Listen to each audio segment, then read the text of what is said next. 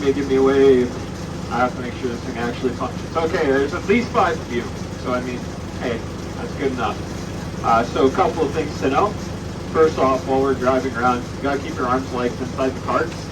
Remain seated the whole way around until the point turn off the engine. All the small people on the side of the safety chain.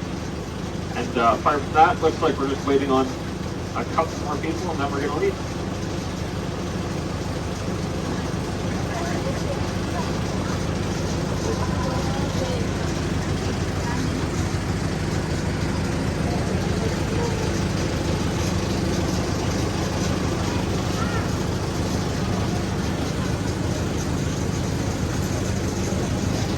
Perfect. All right, let's head out.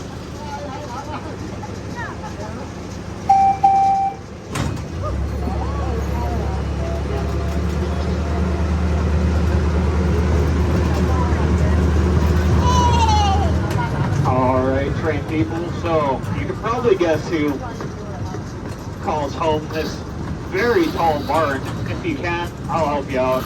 It's a couple of very tall animals. So we have our giraffes.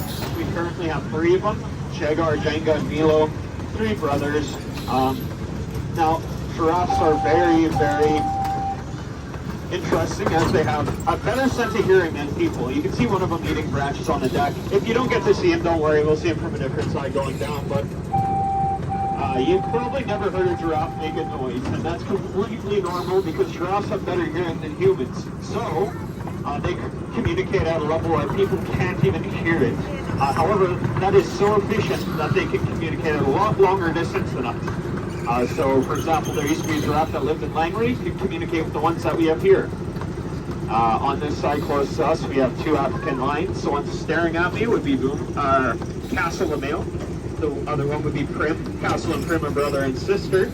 Lions are the only big cat species that live in a social group called a pride, where the females do all the hunting for the food, males do the hunting for territory.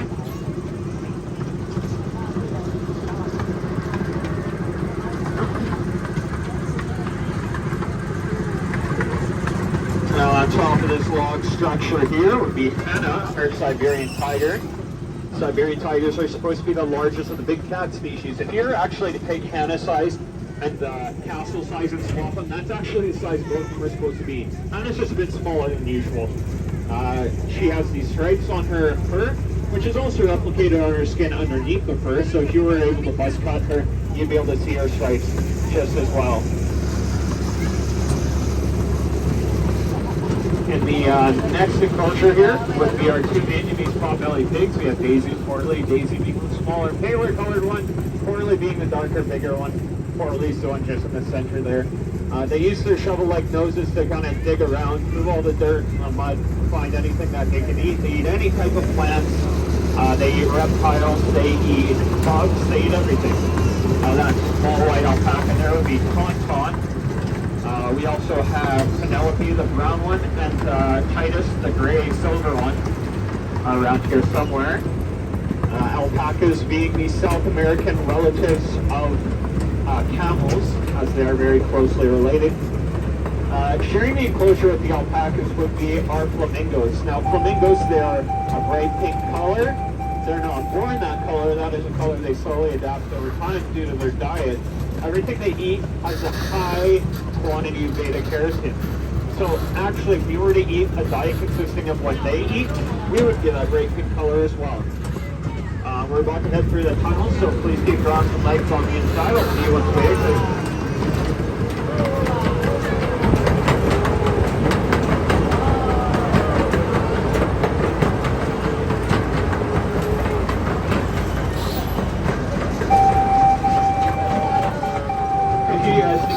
The flamingos are a bit more viewable from this angle, however, they don't come too close to this side because the train, they don't really like loud things. At the back left of this enclosure, you'll see a couple of structures. That makes up our conservation corner, where we actively breed the Oregon-spotted frog and western painted turtle, and the Taylor's checkered butterfly in captivity to re-release them in the wild, so that way their numbers keep steadily increasing. We have 2 enclosures coming up. The one on the left would house our reindeer, also known as caribou. They're the only species of deer that commonly stay north of the tree line all year round. On our right would be our two hippos. We have two females, Baby and Hazina. They are very territorial animals, hippos, so if you see them in the wild, please be wary of them. They use the tusks inside their mouth to ward off any perceived threats.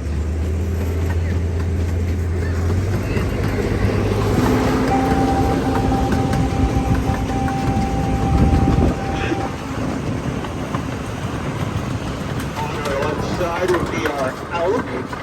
Male elk have the fastest growing bone of anything on the planet, with their antlers being able to grow 1 inch in just 1 day.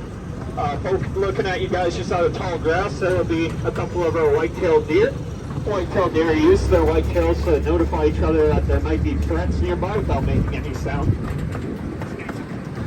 On our left here, we have our 3 grizzly cubs. We have Huggy, Henry, and Scout.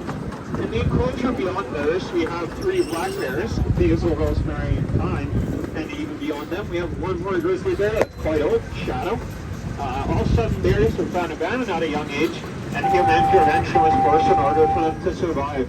Now, we're about to head over the trestle. Once again, arms and legs on the inside. I don't want to see you guys drop and lose anything as well.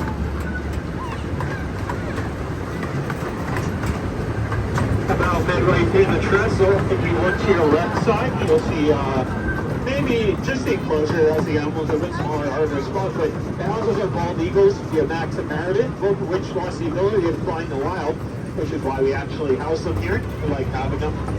Here we have our gray wolves. Gray wolves are the largest of the wolf species found in North America. They're actually quite loud as well, with you being able to hear their howls for up to 10 miles in the wild.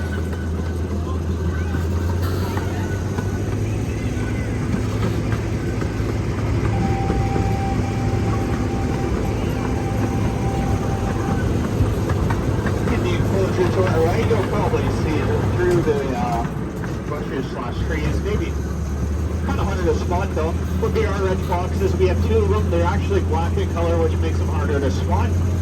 Up close here, we have our 2 muskox. Muskox have pointed toes, which they use to crack ice and permafrost in order to get to the vegetation underneath.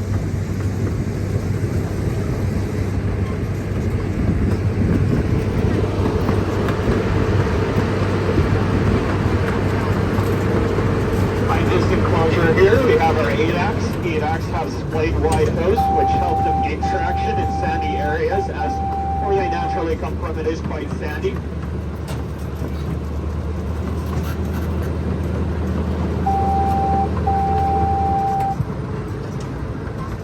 this enclosure to our right, you can kind of see them inside the structure. Some of them might be outside too, though. We currently have 4 red pandas. We have Maple, naming the babies, and we have Arun, Sakura, the parents. You might see them in that black covered area towards the very back right. They have like a pseudo thumb, which they use to grab bamboo, because 98% of their diet's consistent of it. In the back center area, we have our Persian onager Oscar. He can achieve speeds of up to 70 kilometers per hour, and he can dig quite a ways into the ground, I believe up to 40 to 60 centimeters in search of fresh water.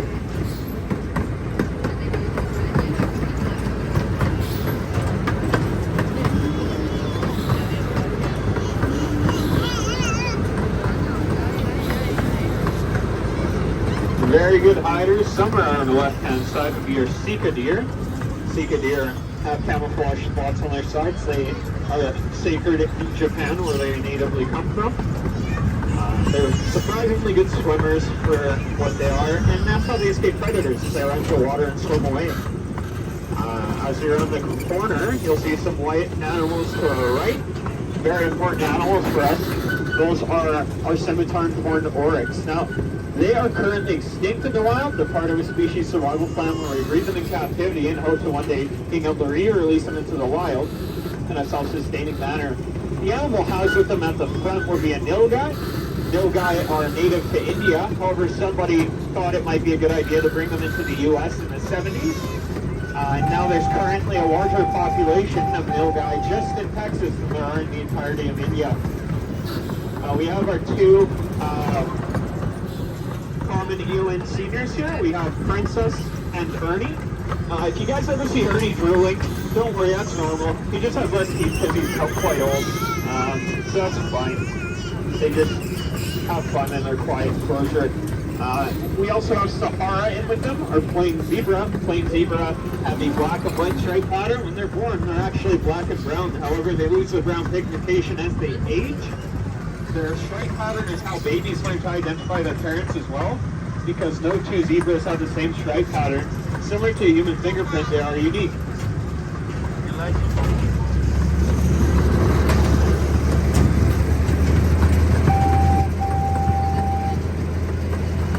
Running along the fence line here would be our male ostrich, Reggie. You can tell it's him because he has black feathers. In the distance area, like I said, you'll be able to see the giraffes a bit better from here. Though, just letting you guys know, we will be picking up some speed to make it up this hill a bit easier. This would be ostriches would be the common elands. Common elands are quite large, they're the biggest of the antelope. Because those are not extremely fast, but they can run for long periods of time, and they're also quite good jumpers.